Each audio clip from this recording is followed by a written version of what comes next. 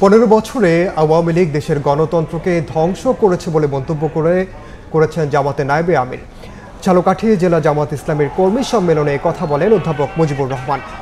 মানুষ বিভিন্ন দল নিয়ে নেতিবাচক সমালোচনা করলেও ইসলামী দল নিয়ে কেউ সমালোচনা করেন না বলে দাবি করেন নায়েবে আমির। বলেন, আগামী নির্বাচন হবে ইসলামের নির্বাচন। গণতন্ত্র যেভাবে পাওয়া দরকার ছিল, বরং গণতন্ত্রকে তারা হত্যা করলো। গণতন্ত্রকে শুধু হত্যাই করে না, তারা দাফন পর্যন্ত করে দিয়েছে গণতন্ত্রে। যার ফলে আজকে যদি গণতন্ত্র ফিরিয়ে আনতে হয়, তাহলে ওই মৃত গণতন্ত্র দিয়ে বাংলাদেশে ভোটের কাজ চালানো যাবে না। আজকে আমাদের গণতন্ত্রকে জীবিত করতে হবে। আগামীতে যে নির্বাচন হবে, এটা ইসলামের নির্বাচন হবে।